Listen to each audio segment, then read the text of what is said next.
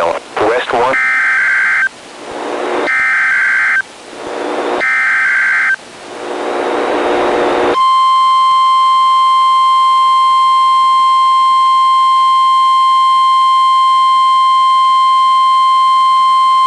The National Weather Service in San Diego has issued a required weekly test for the following areas in extreme southwestern California: Orange County, Riverside County, San Bernardino County, San Diego County, and the coastal waters from San Mateo Point to the Mexican border and out 60 nautical miles, including San Clemente Island.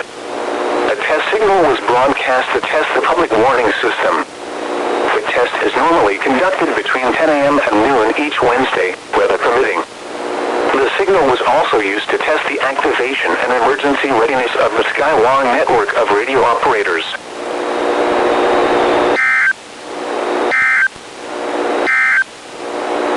Coastal waters forecast for the following